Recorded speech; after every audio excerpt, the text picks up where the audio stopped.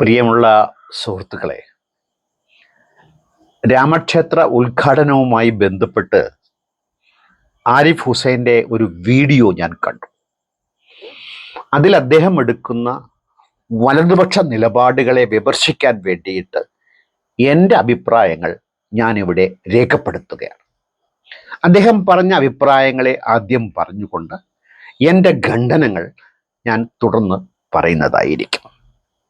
അദ്ദേഹം ആദ്യമായി പറയുന്ന ഒരു വർത്തമാനം, ഇടതന്മാർ ഇന്ത്യൻ ജനതയെ തമ്മിലടിപ്പിക്കണം, കാരണം അധികാരം നിലനിർത്താൻ വേണ്ടിയിട്ടാണ്.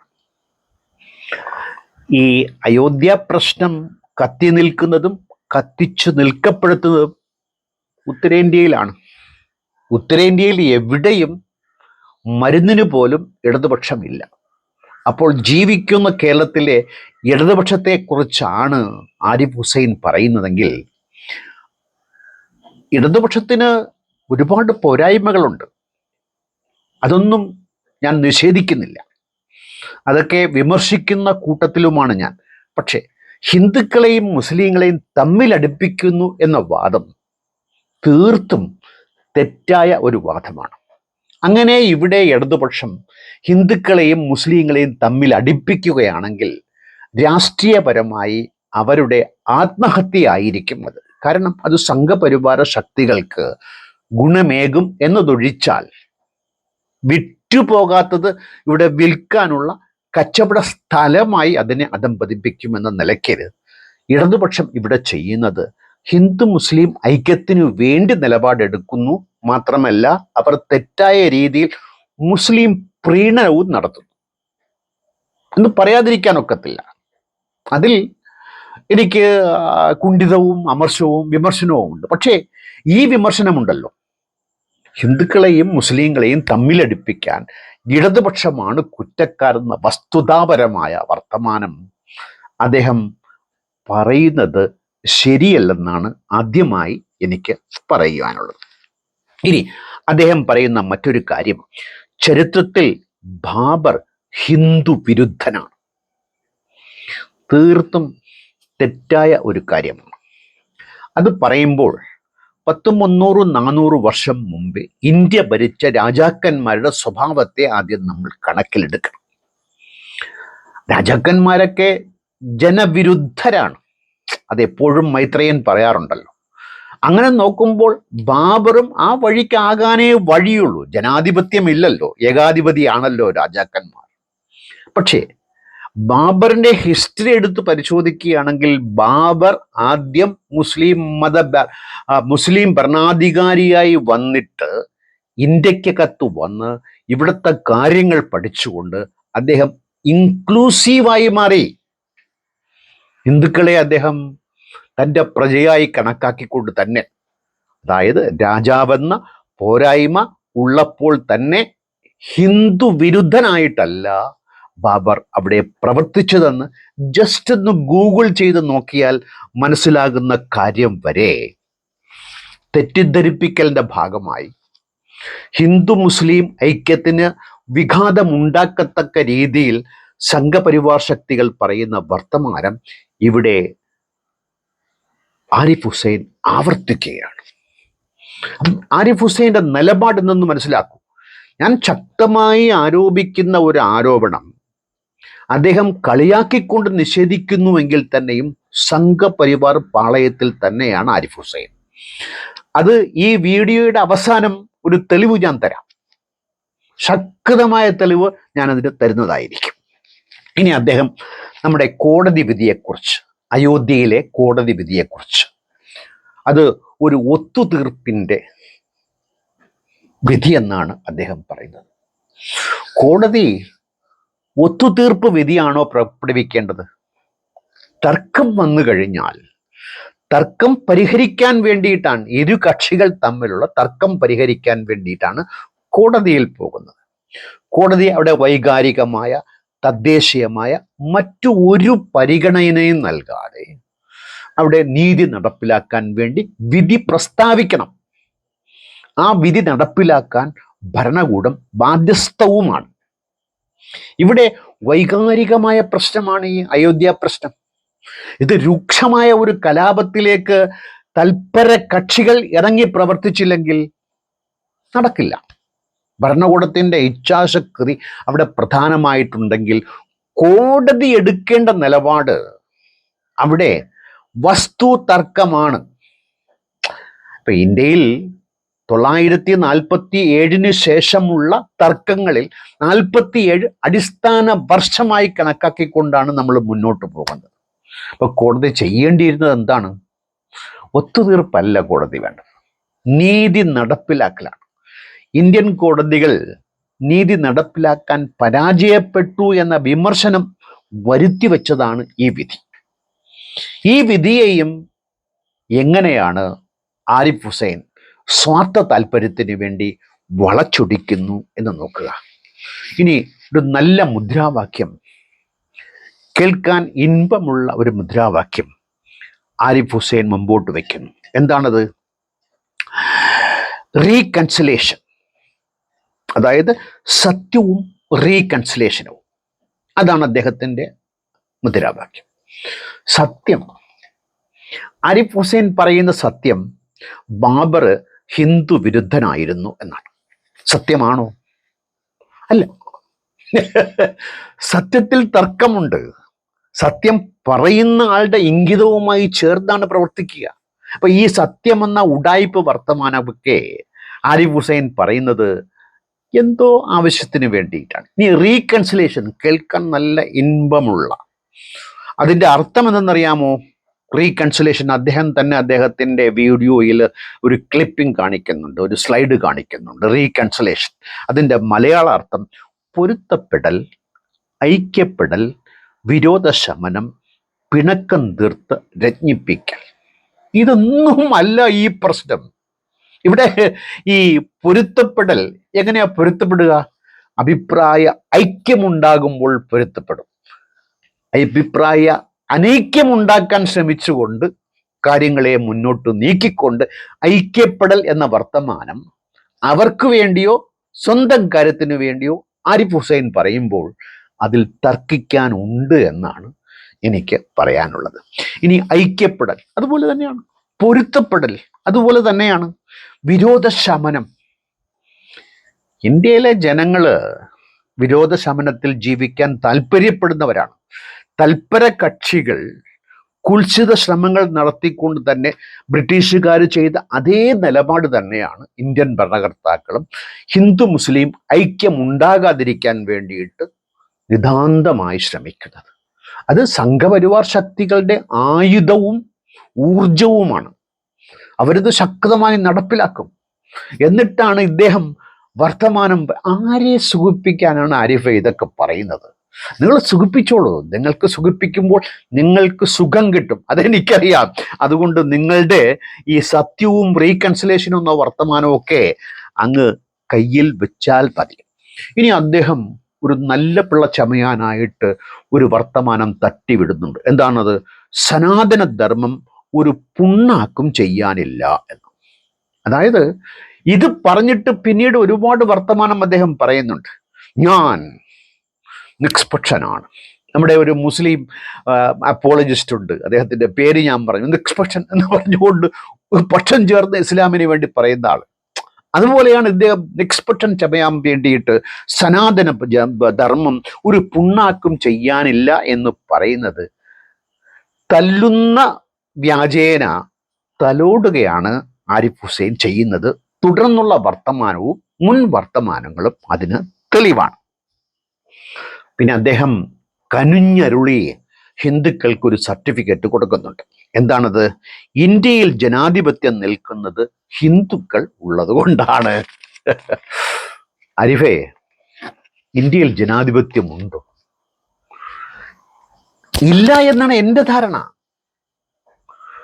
ഇന്ത്യയിലെ ജനാധിപത്യം പണാധിപത്യമാണ്, മതാധിപത്യമാണ്, ജാതി ആധിപത്യമാണ്. അതാണ് ഇവിടെ ഇന്ത്യയിൽ, പ്രത്യേകിച്ച് ഉത്തരേന്ത്യയിൽ. നമ്മൾ ഈ സംസാരിക്കുന്നത് കൂടുതലും ഉത്തരേന്ത്യയെ കുറിച്ചാണ്. അവിടെയാണല്ലോ ഈ രാമക്ഷേത്ര ഉദ്ഘാടനവും തർക്കവും പറ്റും. അവിടെയൊക്കെ ഇതാണോ ജനാധിപത്യം ഉള്ളത്? ഇന്ത്യയിൽ ജനാധിപത്യം പുലരേണ്ടതുണ്ട്. ഇവിടെ ജനാധിപത്യത്തിൻ്റെ പേരിൽ പണാധിപത്യവും മതാധിപത്യവുമാണ് നടക്കുന്നത്. അത് ഹിന്ദുക്കൾ ഉള്ളതിൻ്റെ പേരിലാണോ? തൊലിക്കട്ടി അപാരമാണ് ഇന്ത്യയിൽ ജനാധിപത്യം. ഇന്ത്യൻ ജുഡീഷ്യറി തുടങ്ങി ബ്യൂറോക്രസി തുടങ്ങി താഴെത്തട്ടിൽ ഉത്തരേന്ത്യൻ സംസ്ഥാനങ്ങളിൽ നിലനിൽക്കുന്നത് ജനാധിപത്യമേ അല്ല. ഈ ഉത്തരേന്ത്യയിലെ യു.പിയിൽ ഈ പ്രശ്നമുണ്ടാകുമ്പോൾ അവിടെ 100-ൽ 38 പേർ ദരിദ്ര നാരായണന്മാരാണ്. വിദ്യാഭ്യാസം, ആഹാരം, വസ്ത്രം, പാർപ്പിടം, തൊഴിൽ ഇതൊക്കെ നിഷേധിക്കപ്പെട്ട് മൾട്ടി ഡൈമെൻഷണൽ പോവർട്ടി, പലമുഖ ദാരിദ്ര്യം. അത് നീതി ആയോഗ് പറഞ്ഞതാണ്. എന്നിട്ടാണ് ഇദ്ദേഹം പറയുന്നത് ഇവിടെ ജനാധിപത്യം നിലനിൽക്കുന്നു എന്ന്. അത് ഹിന്ദുക്കൾ ഉള്ളതുകൊണ്ട്, മുസ്ലിങ്ങൾ ഉള്ളത് കൊണ്ടാണ് ജനാധിപത്യം നിലനിൽക്കുന്നു എന്ന് പറയുന്നത് പോലെ തന്നെ ഉള്ളൂ. ഹിന്ദുക്കൾ ഉള്ളതുകൊണ്ട് ഈ മതാധിപത്യ സമൂഹങ്ങളിൽ ജനാധിപത്യം അത്ര പെട്ടെന്നൊന്നും കയറി വരില്ല. ഇവിടെ പേരിനുണ്ട് ജനാധിപത്യം.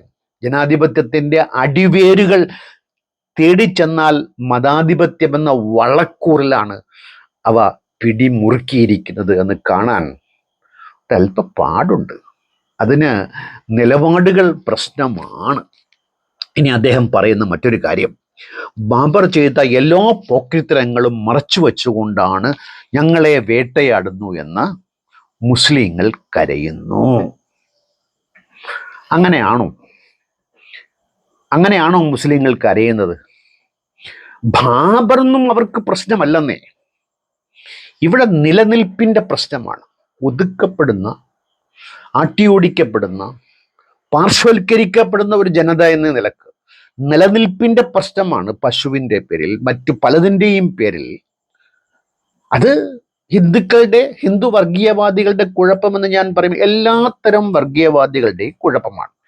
അത് തന്നെയാണ് മുസ്ലിം വർഗീയവാദിയായാലും ഹിന്ദു വർഗീയവാദിയായാലും അവൻ മാനവ വിരുദ്ധനാണ്. മനുഷ്യസ്നേഹം അവന് തൊട്ട് തീണ്ടിയിട്ടേയില്ല.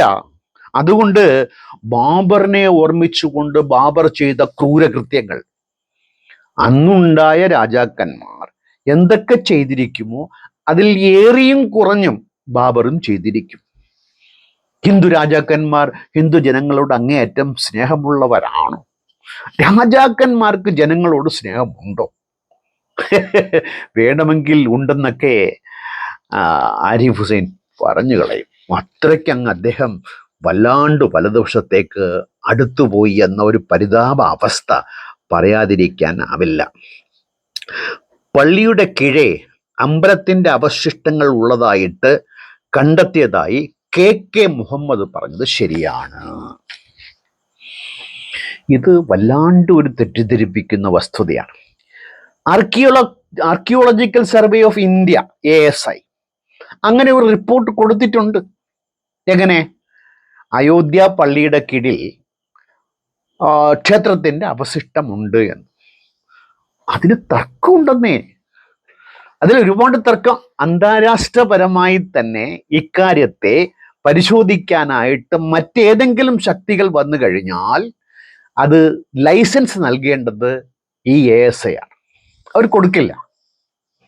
എന്തുകൊണ്ട്? അതായത് നേരത്തെ കോടതി എടുത്ത നിലപാടുമായി ബന്ധപ്പെട്ട് ബോധപൂർവം ഇവിടെ അധികാരത്തിന് വേണ്ടി ഡിവൈഡ് ആൻഡ് റൂൾ. അപ്പൊ ASIയെ കീഴടക്കാൻ വലിയ കാര്യമാണോ? ഇന്ന് നിലനിൽക്കുന്ന ജാതി ഉച്ചനീചത്വങ്ങളുടെയും മതപരമായ വേർതിരിവിൻ്റെയും ഒരു നാട്ടിൽ ഒരു ASI മാത്രം എങ്ങനെ സംശുദ്ധമായി? അപ്പം നിഷ്പക്ഷമായ അന്വേഷണം അവിടെ ആവശ്യമുണ്ടോ? നടപ്പിലാക്കാൻ സാധിക്കുമോ? നടപ്പിലായിട്ടുണ്ടോ? ഇപ്പൊ ആരിഫ് ഹുസൈൻ തന്നെ പറയുന്നു, ചികഞ്ഞു പോവുകയാണെങ്കിൽ ബുദ്ധന്റെ അവശിഷ്ടങ്ങൾ താഴെ കാണുമെന്ന്. അപ്പം ഈ പറയുന്ന വർത്തമാനത്തിന് archaeological survey of K Muhammed പറഞ്ഞതായിട്ടാണ് അദ്ദേഹം പറയുന്നത്. നിഷേധിക്കാനാവില്ല എന്നൊക്കെ അദ്ദേഹം പറയുന്ന വർത്തമാനങ്ങൾ തമ്മിൽ പൊരുത്തം വേണ്ടി. ആ വീഡിയോയിൽ അദ്ദേഹം പറയുന്നുണ്ട്, നിങ്ങൾ തോണ്ടി പോവുകയാണെങ്കിൽ എവിടം വരെ തോണ്ടുന്നു എന്നതിൻ്റെ അടിസ്ഥാനത്തിലാണ് നിങ്ങളുടെ അഭിപ്രായ രൂപീകരണം എന്ന് പറയുന്ന അദ്ദേഹം ഇവിടെ ASIയുടെ റിപ്പോർട്ടിനെ സാധൂകരിക്കുമ്പോൾ അദ്ദേഹത്തിന് നിലപാട് സംഘപരിവാർ നിലപാടെന്ന് ഞാൻ പറഞ്ഞാൽ തെറ്റാകുമോ എന്നാണ് എൻ്റെ ചോദ്യം.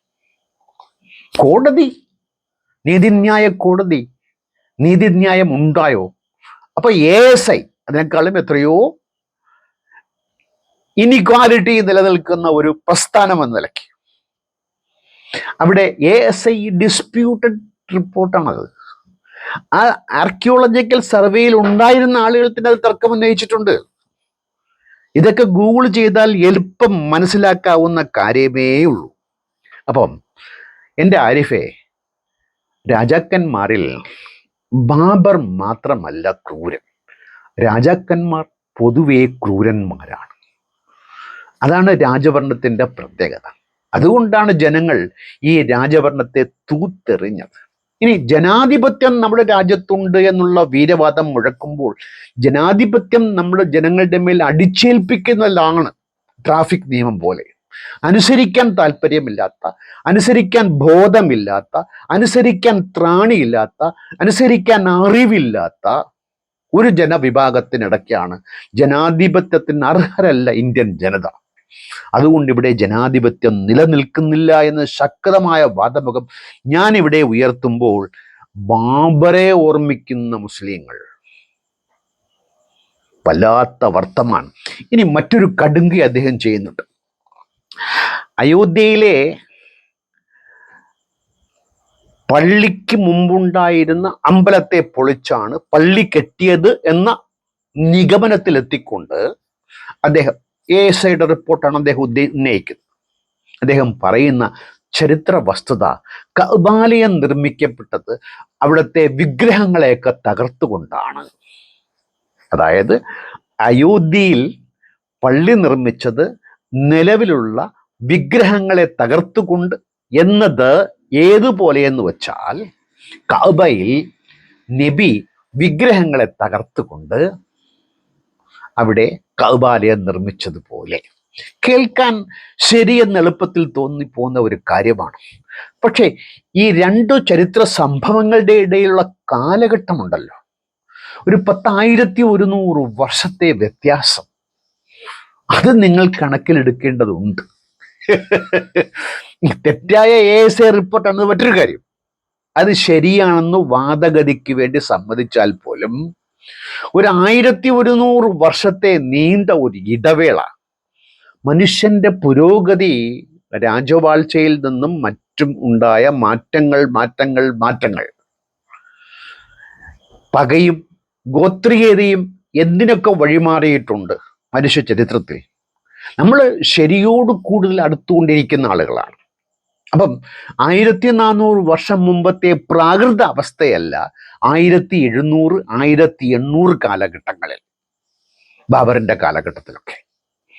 അത് നിങ്ങൾ കണക്കിലെടുക്കേണ്ടതുണ്ട്. ചരിത്രത്തെ പറയുമ്പോൾ ഇത്തരം അടിസ്ഥാനപരമായ കാര്യങ്ങളെ മറന്നുകൊണ്ട് കേവലം തൽപര കക്ഷികൾ ഉണ്ടാക്കിയെടുക്കുന്ന വൈകാരികതയ്ക്ക് വളം കൊടുക്കുന്ന വർത്തമാനങ്ങൾ ജനാധിപത്യ വിശ്വാസിക്ക് ചേർന്നതല്ല. നിരീശ്വരവാദികളൊക്കെ ജനാധിപത്യവാദികളോ എന്ന് ചോദിച്ചാൽ എനിക്കതിൽ ഭയങ്കര സംശയമുള്ള ആളാണ് കേട്ടോ. ഞാൻ സവർക്കറെയൊക്കെ എനിക്ക് പെട്ടെന്ന് ഓർമ്മ വരും. ഇപ്പൊ പല സവർക്കർമാർ നമ്മുടെ ഇടയ്ക്കുണ്ട്. ഇങ്ങനെ ജനാധിപത്യം ഇന്ത്യയിൽ ഹിന്ദുക്കൾ ഉള്ളത് കൊണ്ടാണെന്ന് പറയുന്ന സവർക്കറന്മാർ നമ്മുടെ ഇടയിൽ ജീവിക്കുന്നു. അവരോടൊപ്പമാണ് നമ്മൾ ജീവിക്കുന്നത്. ഇപ്പൊ കഅബാലയത്തിൽ അവിടെ നിലനിന്ന വിശ്വാസങ്ങളെ തച്ചുടച്ചുകൊണ്ട് തന്നെയാണ് നബി ചെയ്ത അതിക്രമം തന്നെയാണ്. അത് ഞാൻ ന്യായീകരിക്കുന്നതേയില്ല. കപടവിദ്യകളാണ് അവിടെ അരങ്ങേറിയതെങ്കിൽ അതിനെ ഒരു 1100 വർഷം കഴിഞ്ഞ് ചെയ്യുമ്പോൾ അതേ നാണയത്തിൽ ന്യായീകരിക്കാൻ പറ്റില്ല. അതൊരു വസ്തുത അവിടെ ആരിഫിന് പറ്റിയുന്ന വസ്തുതാപരമായ പിശക് ഞാൻ ചൂണ്ടിക്കാണിക്കും. ഹാഗിയ സോഫിയ പറയുന്നുണ്ട്. അത് അദ്ദേഹത്തിന്റെ അഭിപ്രായത്തിൽ ഞാൻ ഏകദേശം യോജിക്കുന്ന വ്യക്തി ആയതുകൊണ്ട് കൂടുതൽ ഞാൻ, അതായത് എല്ലാ വർത്തമാനത്തെയും ഞാൻ തള്ളിക്കളയുന്നില്ല, പറയുന്നതിലെ ശരികേടുകളെയാണ് ഞാൻ ഇവിടെ ചൂണ്ടിക്കാണിക്കുന്നു എന്ന് പറയാൻ വേണ്ടിയാണ്. ഇനി അദ്ദേഹം പറയുന്ന ഒരു കാര്യം, ഇതൊക്കെ മറക്കേണ്ട കാര്യങ്ങളാണ്. എങ്ങനെ? അതായത് ഡിവൈഡ് ആൻഡ് റൂൾ ഉണ്ടാക്കാൻ വേണ്ടി ഒരു വിഭാഗം ജനതയെ തല്ലി തല്ലി തകർക്കുമ്പോൾ തല്ലുകൊള്ളുന്നവൻ ഇതൊക്കെ മറക്കണം പോലും. അദ്ദേഹം ചോദിക്കും, ഇവിടെ തല്ലുന്നുണ്ടോ? അപ്പം നിങ്ങൾ വർത്തമാനം കേൾക്കുന്നില്ല, കാണുന്നില്ല എങ്കിൽ ഞാൻ നിസ്സഹായനാണ്. ഇപ്പൊ 2002 2002 പേർ കൊല്ലപ്പെട്ടു.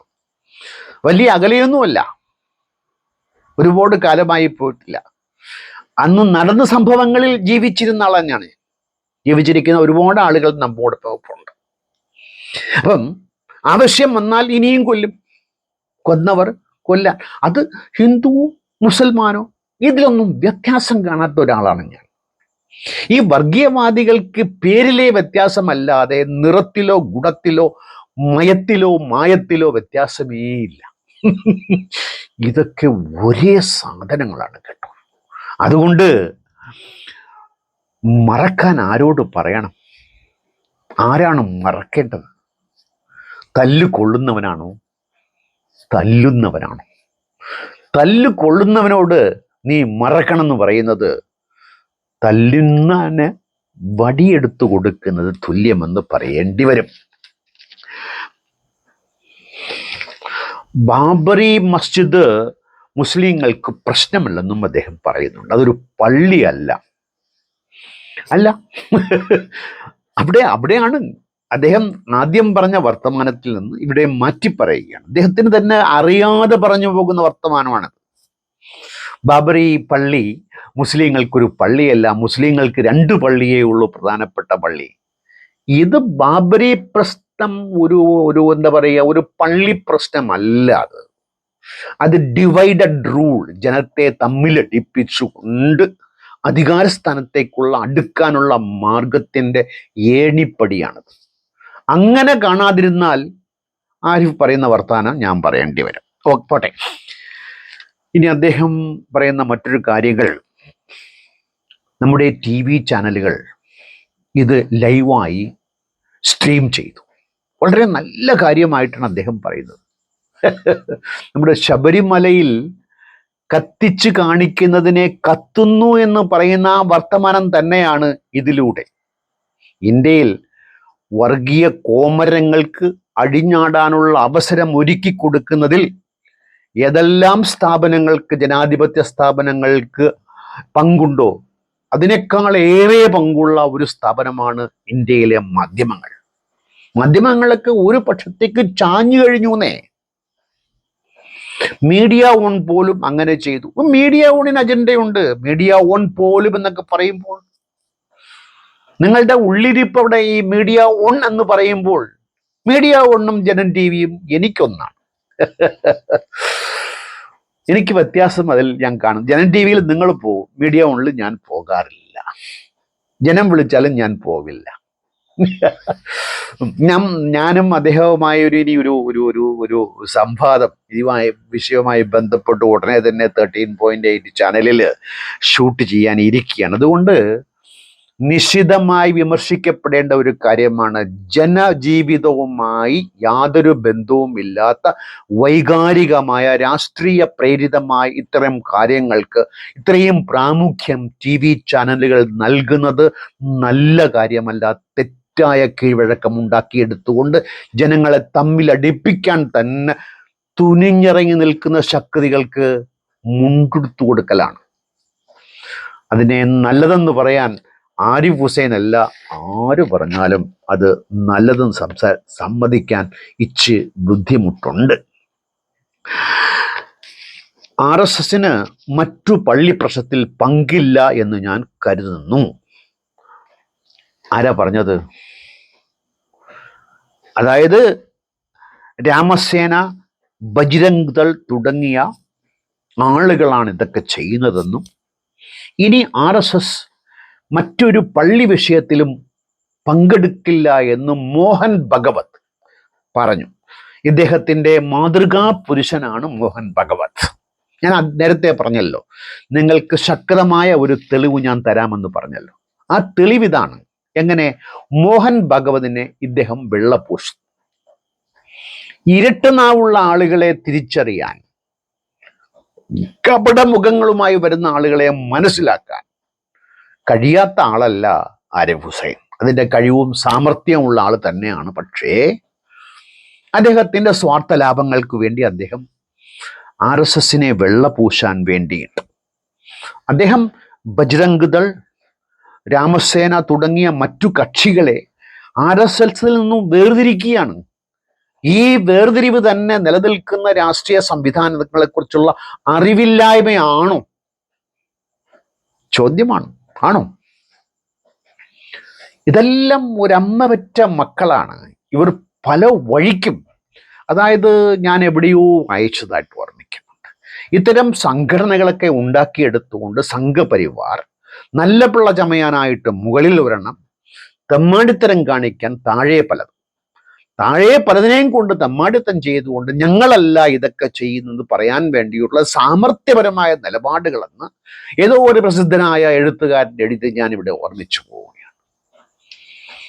ആരിഫ് ഹുസൈൻ ഇതൊക്കെ പറയുന്നത് സംഘപരിവാര ബോധമുള്ളതുകൊണ്ട്. അല്ലെങ്കിൽ മോഹൻ ഭഗവതിനെ, അതായത് ഇന്ത്യ എങ്ങനെയാകണമെന്നും ജനാധിപത്യം എങ്ങനെ ആയിരിക്കണമെന്നും സനാതനധർമ്മം എന്താണെന്നും അതെങ്ങനെ നടപ്പിലാക്കണമെന്നും ഒക്കെ 100 വർഷമായി ഹോംവർക്ക് ചെയ്ത് നടപ്പിലാക്കിക്കൊണ്ടിരിക്കുന്ന സംഘപരിവാർ ശക്തിയുടെ തലത്തൊട്ടപ്പനായ മോഹൻ ഭഗവതിൻ്റെ പഞ്ചസാര വർത്തമാനങ്ങളിൽ മയങ്ങിപ്പോയ ആരിഫ് ഹുസൈൻ ആണോ? അങ്ങനെ മയങ്ങാമോ? മയങ്ങാൻ പാകത്തിലുള്ളതാണോ വർത്തമാനം? അതൊക്കെ ആരെ പറ്റിക്കാൻ വേണ്ടി പറയുന്നു എന്ന് മനസ്സിലാക്കാനുള്ള കഴിവില്ലാത്ത ആളാണോ ആരിഫ് ഹുസൈൻ? എൻ്റെ ചോദ്യങ്ങളാണ് സുഹൃത്തുക്കളെ. ഇനി രാഷ്ട്രീയക്കാരെയൊക്കെ, അദ്ദേഹത്തിൻ്റെ ഉപദേശമാണ്, രാഷ്ട്രീയക്കാരെയൊക്കെ ട്രൂത്ത് ആൻഡ് റീകൺസിലേഷൻ പഠിപ്പിക്കണം. ഇദ്ദേഹം ഹിന്ദു ഐക്യവേദിയുടെ യോഗത്തിൽ പോയി സംസാരിച്ചപ്പോൾ വിമർശനമുണ്ടായപ്പോൾ ഇദ്ദേഹം അവരെ ഞാൻ ജനാധിപത്യവും മതേതരത്വവും പഠിപ്പിക്കാൻ വേണ്ടി പോയി എന്നാണ്. എങ്ങനെ? ഇന്ത്യയിലെ ഇത്ര പ്രബല ശക്തികളെ ഇനി ഇന്ത്യയിലെ രാഷ്ട്രീയ പാർട്ടികളെ റീകൺസിലേഷൻ പഠിപ്പിക്കാൻ വേണ്ടിയിട്ട് പോകുന്നത് ആരിഫ് ഹുസൈനാണ്. അവർക്ക് ഇതൊന്നും അറിഞ്ഞുകൂടതേ, പാവങ്ങൾ, പൈതങ്ങൾ. ഇനി ആരിഫ് ഹുസൈൻ്റെ, അതായത് സംഘപരിവാറിന് മതേതരത്വം പഠിപ്പിക്കാൻ ആരിഫ് ഹുസൈൻ വേണം. ഇന്ത്യയിലെ ബൂർഷ്വാ കുത്തക മാധ്യമങ്ങളെയൊക്കെ, രാഷ്ട്രീയ പാർട്ടിയൊക്കെ റീകൺസിലേഷൻ പഠിപ്പിക്കാൻ വേണ്ടി ക്രാഷ് കോഴ്സ് തുടങ്ങാൻ പോവുകയാണ് ആരിഫ് ഹുസൈൻ. നാടകമേ ഉലകം, നാടകമേ നല്ലത്, നാടകമേ മികച്ചത്, നാടകമേ ലാഭകരം എന്നല്ലാതെ എന്താണ് എനിക്ക് പറയാനുള്ളത്? കമ്മ്യൂണിസ്റ്റുകാർ, ഇസ്ലാം, അത് കഴിഞ്ഞ് മാത്രമേ സനാതനധർമ്മം ഇവിടെ കേടുവരുത്തുന്നു എന്നാണ് അദ്ദേഹത്തിൻ്റെ രാഷ്ട്രീയ നിലപാട്. എവിടെയാണ് കമ്മ്യൂണിസ്റ്റുകാരുള്ളത്? എവിടെയാണ് ഇന്ത്യയിൽ ഇസ്ലാം ഉള്ളത്? നിങ്ങൾ അഫ്ഗാനിസ്ഥാനിൽ പറയേണ്ട വർത്തമാനം ഇന്ത്യയിൽ പറയരുത്. നിങ്ങൾ സിറിയയിൽ പറയേണ്ട വർത്തമാനം ഇന്ത്യയിൽ പറയരുത്. ഇവിടെ ആരാണ്? അത് എണ്ണമാണ് പ്രധാനം. ഇപ്പം ഇവിടുത്തെ SDPIയും ഇവിടുത്തെ RSSും സ്വഭാവത്തിൽ യാതൊരു വ്യത്യാസവുമില്ല ഉള്ളവരല്ല. എങ്ങനെ വ്യത്യാസപ്പെടുന്നു? അവിടെ 100 ഉണ്ടെങ്കിൽ ഇവിടെ 14 ഉള്ളൂ എന്ന വ്യത്യാസമാണ്. ആ വ്യത്യാസം കൊണ്ടാണ് ഇവർ കീഴ്പ്പെട്ട് നിൽക്കുന്നത്, അടികൊള്ളുന്നത്, അല്ലെങ്കിൽ അടിക്കുന്നവരായി മാറും. എണ്ണമാണ് അവിടെ പ്രധാനം. അപ്പം ഈ ഡീഗ്രഡേഷൻ ഉണ്ടല്ലോ, കമ്മ്യൂണിസ്റ്റ് കോർ, ഇസ്ലാം, അത് കഴിഞ്ഞാണ് സനാതന ധർമ്മം എന്നൊക്കെ പറയുന്നത്. മോഹൻ ഭഗവത് ഇദ്ദേഹത്തിന് മാതൃകാ പുരുഷനായെങ്കിൽ അധികം വർത്തമാനമൊന്നും പറയണ്ട, അധികം ഡെക്കറേഷനൊന്നും വേണ്ട. നിന്ന സ്ഥാനം നെഞ്ചു വലിച്ചു കയറി നമുക്ക് കാണിച്ചു തന്ന ആരിഫ് ഹുസൈന് ഒരിക്കൽ കൂടി നന്ദി. പക്ഷെ നിലപാടുകൾ യോജിക്കത്തക്കതല്ല, ജനവിരുദ്ധമാണ്, സ്വാർത്ഥ ലാഭപരമാണ്. Thank you.